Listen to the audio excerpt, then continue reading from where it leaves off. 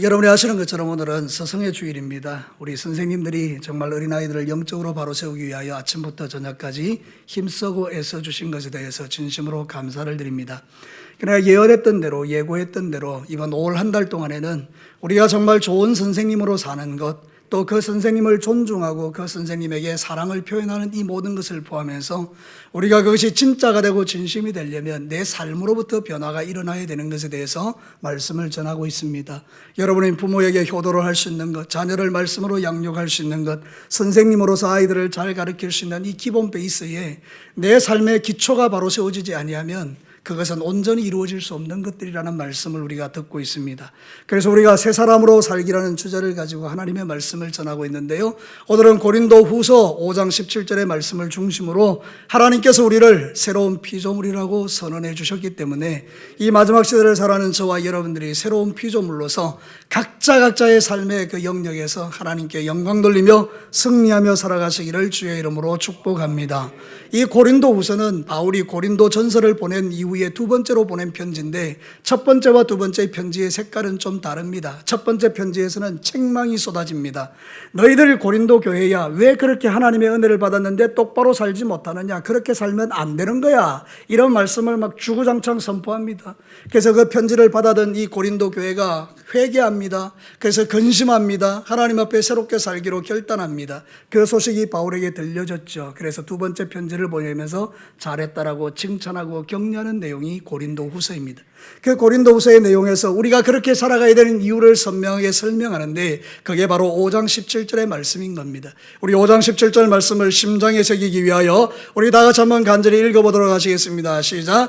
그런즉 누구든지 그리스도 안에 있으면 새로운 피조물이라, 이전 것은 지나갔으니 보라 새 것이 되었도다. 할렐루야. 오늘 이 말씀을 중심으로 새로운 삶을 살아가는 것에 대해서 말씀을 전하는데 첫 번째로 나의 인생에 있어서 주제 파악이 중요합니다. 저를 따라서 합시다. 주제 파악이 정말 중요하다.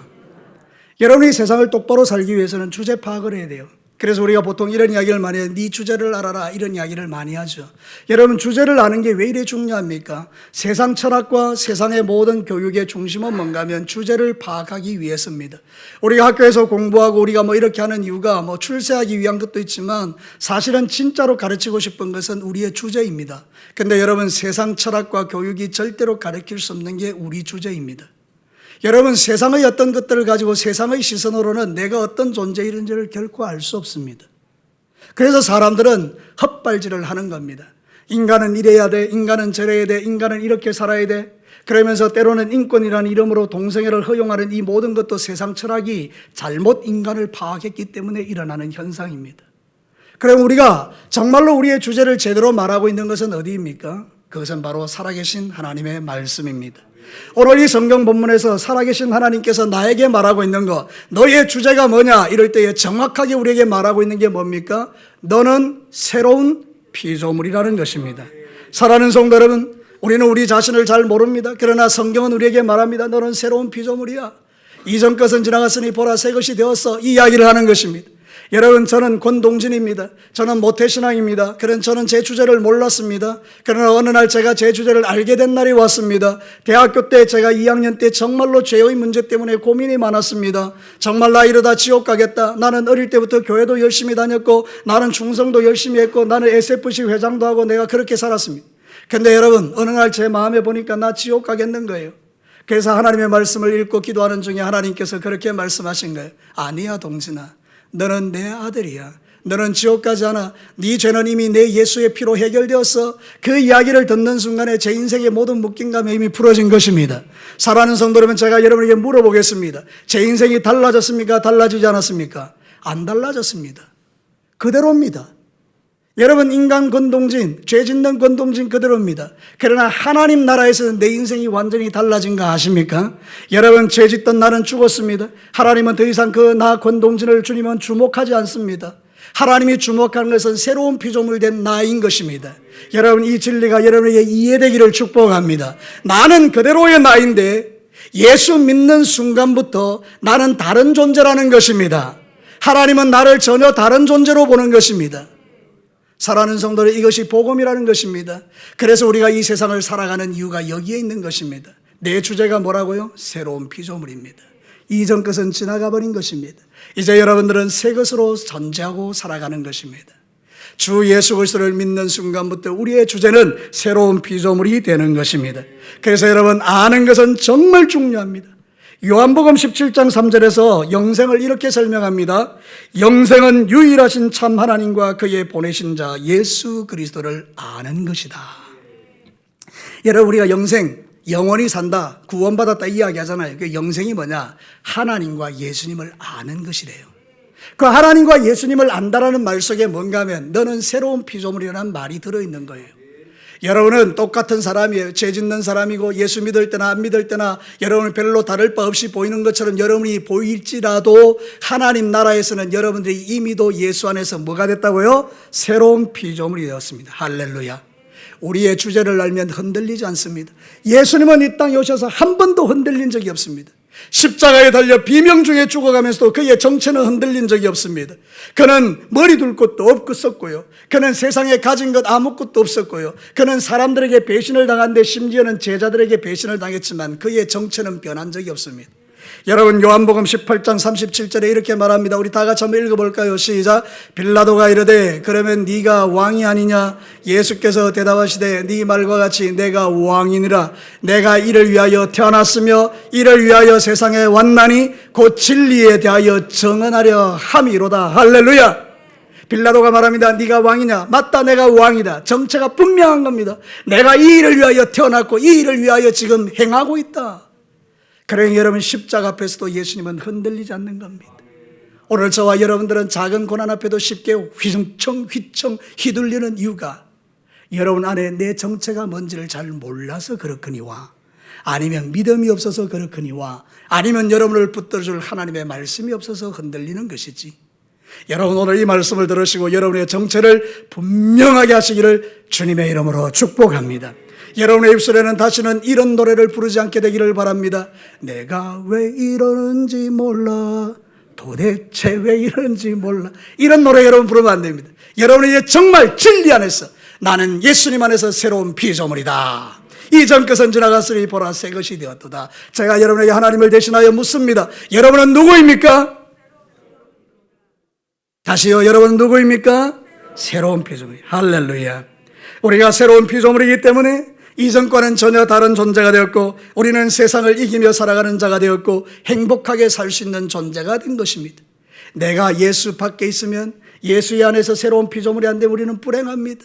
지금 세상은요 되게 불행합니다. 술 취해도 불행하고, 돈 많아도 불행하고, 자식이 잘 돼도 불행하고, 모든 것이 다 허무해질 때가 오는 것입니다. 사랑하는 성도 여러분, 그러나 주 예수 그리스도 안에 있는 자들은 새로운 피조물 된 우리는 구원받은 하나님의 자녀로서 하나님이 공급하신 은혜와 힘으로 행복하게 살아가는 것입니다. 여러분, 지난 한 주간 어떻게 살았는지 모르지만 지금 말씀 듣는 이 순간만큼은 여러분 자신에게 확인되는 게 뭡니까? 그래, 나는 새로운 피조물이야. 이전 것은 지나갔어. 이 말은 뭔가 하면 원수에게 더 이상 정죄받지 말라는 뜻이에요. 지난 한 주간 살아왔던 여러분의 삶을 보고 정죄받지 말라는 거예요. 어떤 사람은 교회에 오기 어려운 부분들이 있어요. 왜냐하면 술 취하기 때문이에요. 어떤 사람은 담배 피우기 때문이에요. 어떤 사람은 누가 봐도 좀 보적하기 때문이에요. 교회에 오기가 힘들어요. 근데 아닙니다. 그런 사람들이 교회에 와서 은혜 받고 사람이 달라지는 거예요. 그러니까 여러분들이 진짜 달라지고 은혜 받기를 원하면 여러분은 교회에 와서 말씀을 계속 들으면서 여러분의 삶이 날마다 새로운 피조물이라는 것을 확인하셔야 돼요. 이 시간에 여러분에게 하나님은 말씀합니다.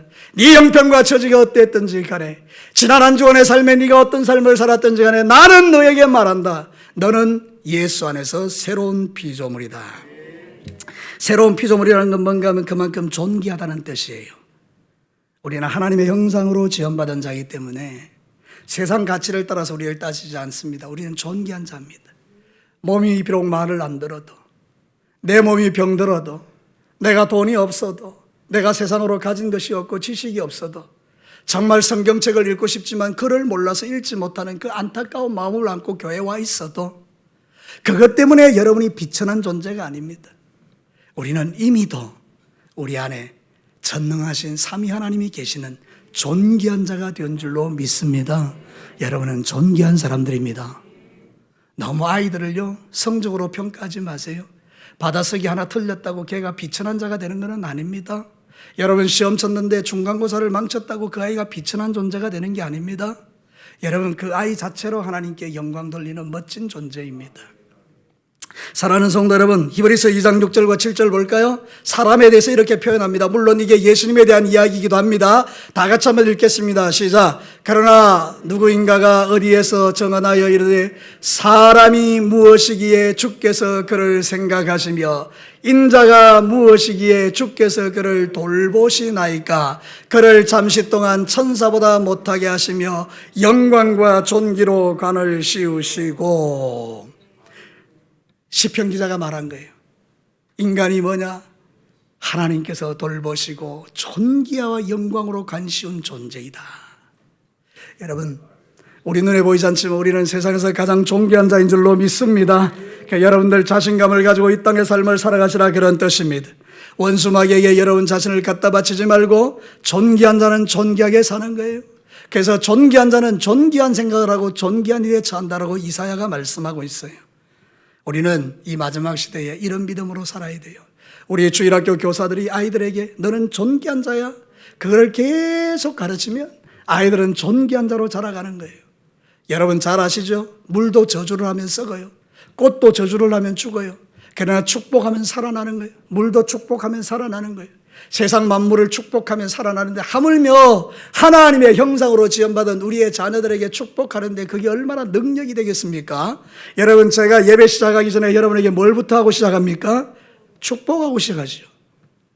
여호와는 내게 복을 주시기를 원하며, 여호와는 그 얼굴을 내게 향하여 드사 은혜 베푸시기를 원하며. 여러분, 이것이 바로 하나님이 우리에게 주고 싶어하는 축복이잖아요. 여러분, 주일날 교회 오셔서 하나님이 주시는 풍성한 은혜와 복을 받으며 돌아가시기를 주의 이름으로 축복합니다. 다시 한번 묻습니다. 여러분의 정체가 무엇입니까?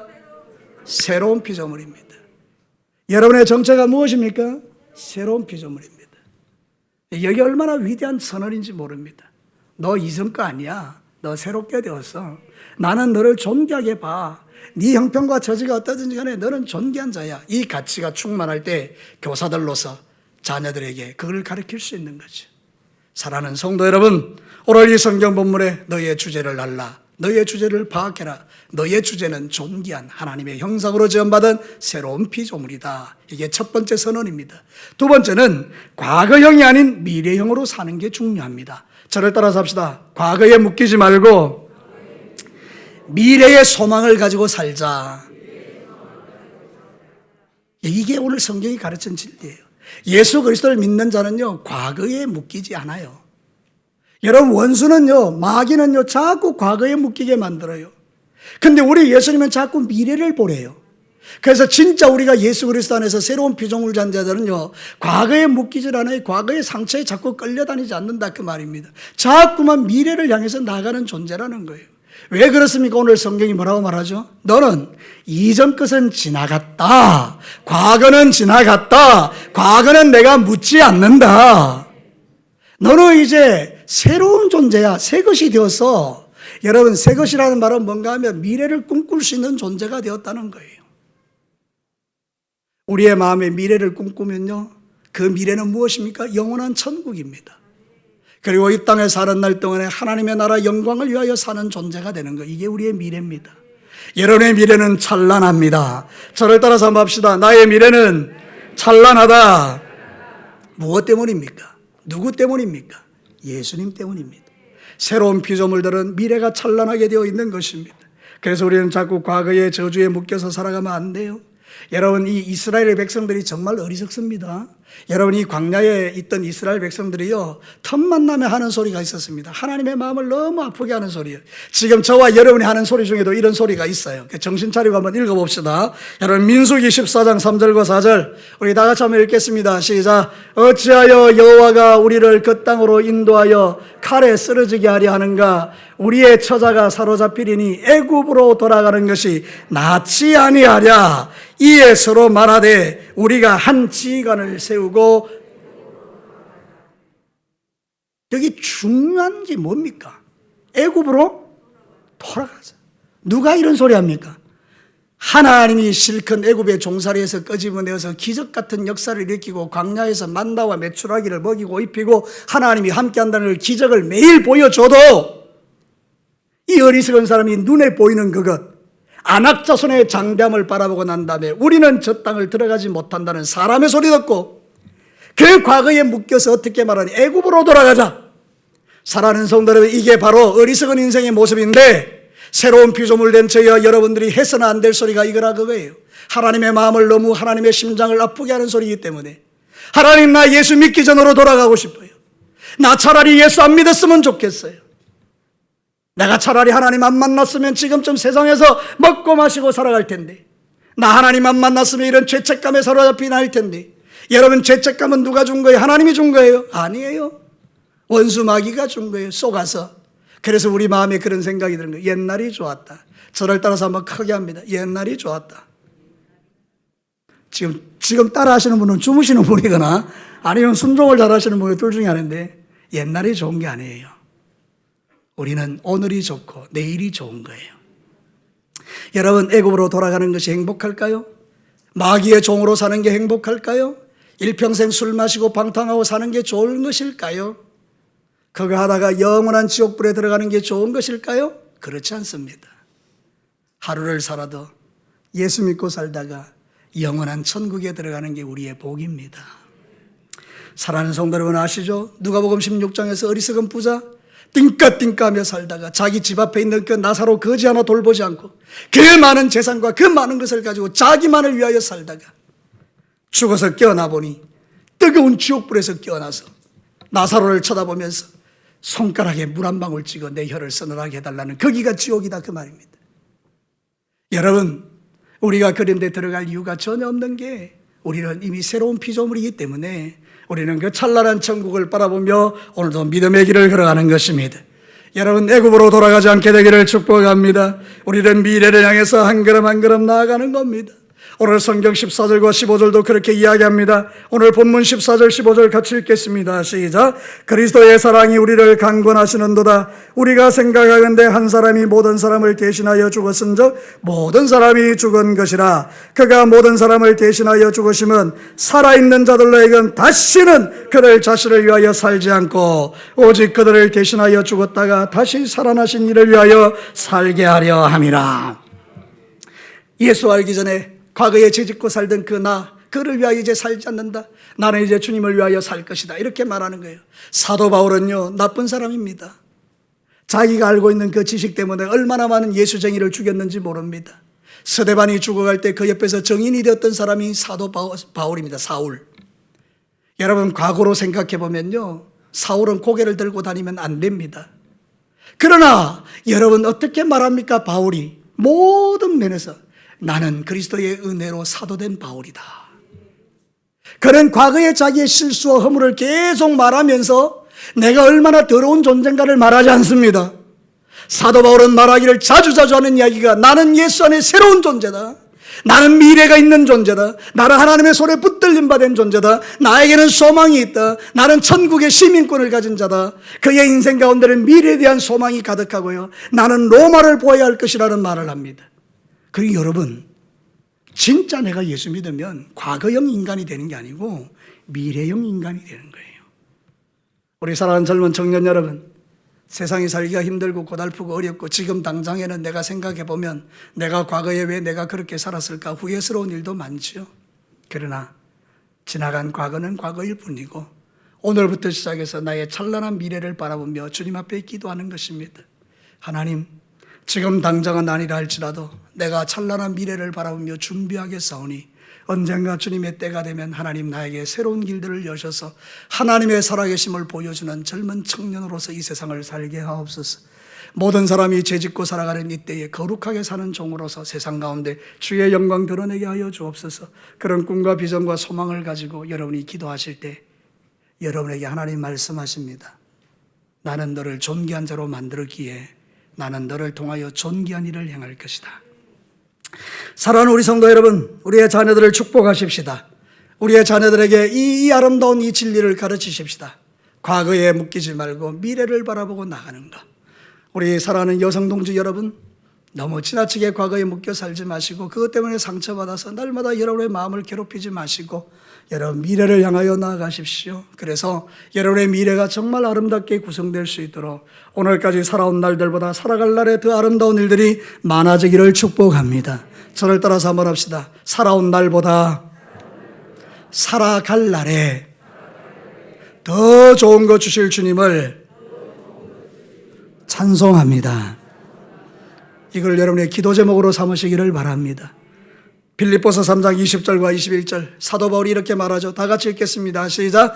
그러나 우리의 시민권은 하늘에 있는지라 거기로부터 구원하는 자 곧 주 예수 그리스도를 기다리노니 그는 만물을 자기에게 복종하게 하실 수 있는 자의 역사로 우리의 낮은 몸을 자기의 영광의 몸의 형체와 같이 변하게 하시리라. 할렐루야. 하늘의 시민권을 가지고 있는 우리는 죽어서 천국 갈 때에 영광스러운 몸으로 바뀌는 것입니다. 여러분 이 날을 사모하시고 여러분 지금 젊은 날의 내 육체와 지금 나이 많은 내 육체를 바라보면 지금은 쪼글쪼글해지고 아무것도 할 수 없는 것처럼 보이지만 오히려 여러분 소망을 가지십시오. 여러분이 영화롭게 될 시간이 가까워오고 있는 것입니다. 그래서 여러분 예수 믿는 사람에게는 죽음이 두려움이 아니고 기대가 되는 것입니다. 주님 기대가 됩니다. 나는 힘도 없고 연약하고 자꾸 까먹고 자꾸 옛날처럼 그렇게 안 되지만 그러나 주님이 가까웠음을 나는 압니다. 오늘이라도 내가 죽으면 영원한 천국에서 깨어날 것을 믿습니다. 이것처럼 위대한 소망이 어디 있을까요?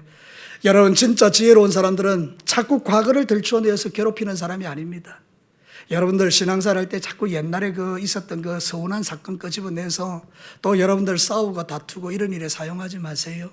모일 때마다 그 사람이 옛날에 했던 이야기 끄집어내서 자꾸만 그 사람에 대해서 나쁘게 말하지 마세요. 여러분 예수 그리스도의 사람들은요 과거에 묶인 게 아니고 미래를 바라보는 거예요. 나의 미래, 우리의 미래, 진교교의 미래 하나님께서 어떻게 이끌어 가실까? 우리의 자녀들을 미래에 어떻게 하나님이 역사하실까? 이게 우리의 주제예요. 이야기의 주제. 하나님은 여러분을 아름답게 하실 줄로 믿습니다. 당신의 귀한 아들 십자가에 잡아 죽여서 이루신 그 구원인데 그 찬란한 구원을 헛되게 하지 않을 거예요. 하나님은 여러분을 존귀하게 사용하실 줄로 믿습니다. 마지막 세 번째입니다. 내가 머무는 장소를 살피는 게 중요합니다. 저를 따라서 합시다. 내가 머무는 자리에 날마다 은혜가 부어지기를 원합니다. 여러분 오늘 이 이야기예요. 여러분 오늘 새로운 피조물이라는 말 앞에 딱 전제가 붙어 있어요. 어떤 사람? 그리스도 예수 안에 있는 자. 무조건 새로운 피조물이 아니고 그 앞에 전제가 붙어 있어요. 뭐라고요? 그리스도 예수 안에 있는 자. 그가 새로운 피조물이에요. 이 말은 달리 말하면 뭔가 하면 그리스도 예수로부터 모든 좋은 것이 온다 이 말이에요. 여러분 예수 안에 있으면 우리가 정말로 주님으로부터 공급되는 은혜 때문에 이 세상을 사는 겁니다. 항상 하나님께서 저를 통해서 여러분에게 말하지만 우리는 세상의 힘으로 사는 자가 아니고 은혜의 힘으로 사는 자입니다. 여러분 세월이 지나갈수록 제가 고백할 수 있는 게 이거예요. 은혜로 살았습니다. 이번에 제가 후배 목사님하고 같이 만나가지고 이야기를 할 때 이런 이야기를 했어요. 목사님, 또 장로님도 있었는데 목사님, 장로님, 제가 요즘 느끼는 느낌에 돌아보니까 정말로 은혜로 살은 것 같습니다. 너무너무 감사합니다. 이러니까 그분들이 감동을 받아서 저한테 이렇게 이야기하더라고요.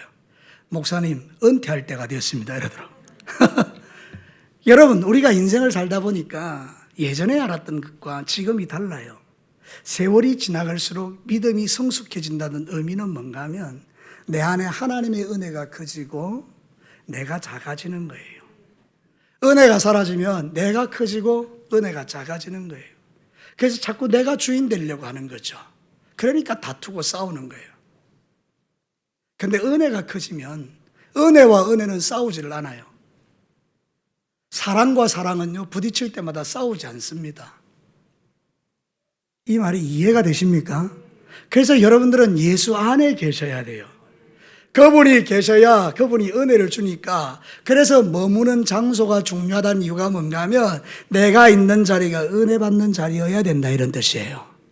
날마다 모여가지고 남을 험담하고 욕하고 씹고 이러는 자리는 은혜의 자리 아닙니다. 거기는 여러분이 1시간을 앉든 2시간을 앉든 여러분 앉아있는 그 자리는 여러분을 더럽히는 자리예요. 여러분의 영혼이 완전히 마귀에게 사로잡히는 자리예요. 거기서는 소망이 없습니다. 하나님은 그런 자리를 절대 싫어하십니다. 거기는 오만한 자의 자리요, 거기는 죄인의 자리이기 때문입니다. 거기는 멸망의 자리요, 망하는 자리이기 때문입니다. 거기에 무슨 은혜가 있습니까? 맨날 모여서 욕하는 그 자리에 무슨 하나님의 은혜가 부어집니까? 그러니 우리의 마음은 굳어지고 강팍해지는 게 당연합니다. 우리 인간은요, 은혜 안 받으면 강팍해집니다. 부드러운 게 없어요. 모든 게 날카로워요. 모든 게 자기가 주인이에요. 내가 되면 되고 내가 안 되면 안 돼요. 이유가 뭡니까? 내 안에 은혜가 없어요. 근데 여러분, 머무는 자리가 은혜가 있어요. 예수 안에서. 그러면 하나님의 은혜를 폭포수같이 부어주니까 모든 게 감사한 거예요. 그러니까 이 받은 은혜를 내가 어떻게 할까 하다 보니까 섬기고 사랑하고 용서하고 이해하고 붙들어주고 그러면서 회복되고 치유되는 거잖아요. 자, 여러분, 오늘 이 성경 말씀을 통해서 여러분 자신을 한번 살펴보시죠. 내가 있는 자리가 그리스도 예수 아닌가, 그리스도 밖인가. 세상에는 두 종류 사람밖에 없어요. 그리스도 안에 있는 사람, 그리스도 밖에 있는 사람. 그리스도 밖에는 은혜가 없습니다. 그리스도 안에 은혜가 있는 거예요. 여러분, 그리스도 안에 머물기를 주의 이름으로 축복합니다. 아무리 좋은 것 주고 싶어도 은혜 밖에 있으면, 그리스도 밖에 있으면 그것 가지고 죄 짓습니다. 대표적인 사람이 삼손입니다.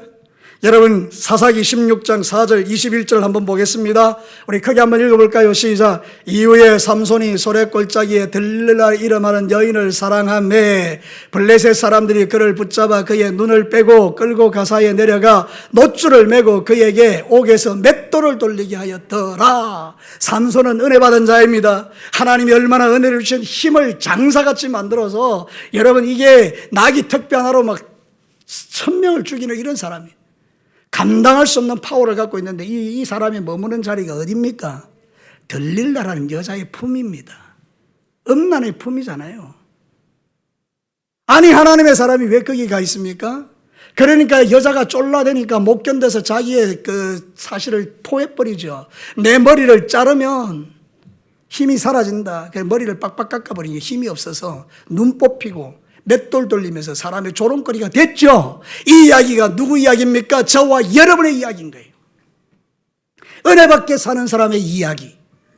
하나님은 삼손으로 불러주셨지만 눈 뽑힌 삼손처럼 살아가는 사람들, 머리 잘린 삼손처럼 살아가는 사람이 저와 여러분이 될 수 있지만 오늘 성경은 우리에게 말합니다. 너희들은 그렇게 살도록 부름받은 존재가 아니다. 이 말씀을 심장에 새기셔야 돼요.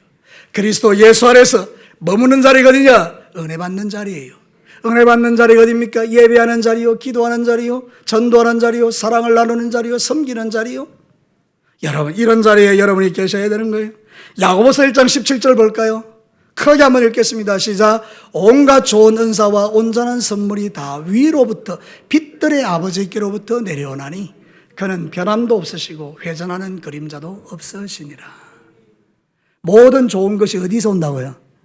빛들의 아버지신 하나님으로부터 오는 거예요. 그럼 그 하나님이 은혜 주시는 자리에 있어야죠. 그리스도 예수 안에서. 여러분, 진짜 복된 인생으로 살아가려면 여러분의 육체의 소욕을 쫓아내고 하나님의 은혜를 받는 자리를 사모하고 그 은혜가 부어지는 자리에서 주님 앞에 나아가면 하나님은 여러분을 날마다 새롭게 하셔서 비전도 주시고 꿈도 주시고 길도 열어주시고 여러분들에게 하나님이 살아계심을 보여주시고요, 홍해를 갈라내시고요, 여리고를 무너뜨려 주시고요, 하나님이 살아계심을 여러분을 통하여 증명하기 시작합니다. 우리의 신앙생활은 뭔가 하면 하나님을 증명하는 거예요. 세상 사람들은 하나님을 본 적이 없어요. 그런데 누구를 보면 하나님이 계신 걸 알아야 됩니까? 나, 어떤 나, 새로운 피조물 된 나, 그리스도 예수 안에 있는 나. 여러분, 이번 일주일 동안 여러분이 살아가는 삶의 현장에서요, 하나님을 보여주십시오. 여러분의 삶을 통해서. 얼마나 멋지고 아름다운 것입니까? 이게 바로 하나님이 우리에게 주시는 축복이죠. 그리스도 예수 안에 있는 자는 모든 좋은 것을 공급하는데 제일 좋은 거는 이거예요. 18절, 19절. 같이 한번 읽겠습니다. 18절 19절 오늘 본문의 18, 19절 같이 읽겠습니다. 시작.